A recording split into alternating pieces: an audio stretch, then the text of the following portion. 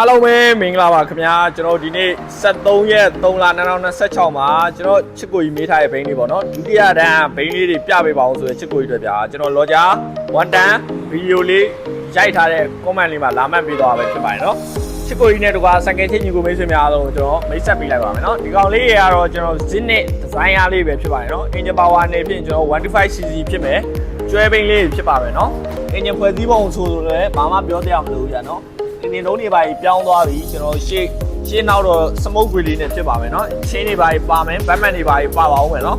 model နေဖြစ်ကတော့ကျွန်တော်2025 model parking bay ဖြစ်မယ် line စပိန်ဖြစ်ပါမယ်ခင်ဗျာเนาะဒါအကုန်လုံးကျွန်တော်စိတ်ကြိုက်အယောင်အစုံရွေးချယ်ဝယ်ယူရရှိနိုင်ပါတယ်ဖြစ်ပါတယ်เนาะတနေရာထဲမှာဒီကိုတွေကစိတ်ဝင်စားလို့ဝယ်ယူအားပေးခြင်းနဲ့ဆိုရင်တော့ကျွန်တော်ဆိုင်လေးစားလေးကရန်ကုန်ပြည်လမ်းမကြီးပဲ16မှတ်တိုင်နဲ့ surprise မှတ်တိုင်ကြမှာဖြစ်ပါတယ်เนาะကျွန်တော်ဆိုင်ရဲ့ဖုန်းနံပါတ်လေးက9814နဲ့3556နဲ့3996436333ပဲဖြစ်ပါတယ်เนาะအရောင်ကတော့ကျွန်တော်အစုံရှိပါဦးမယ်เนาะဒါကျွန်တော် zin နဲ့ design အားလေးပဲဖြစ်ပါတယ်2025 model parking bay line စပိန်ဖြစ်ပါမယ်ချစ်ကိုကြီးနဲ့တကွာဆိုင်ကချင်းညီကိုမေးရှင်များအားလုံးကိုလည်းဒီဘိန်းလေးတွေကိုပြပေးလိုက်ပါရယ်เนาะဒီကိုတွေစိတ်ဝင်စားလို့ဝယ်ယူအားပေးချင်တာပဲဖြစ်ဖြစ်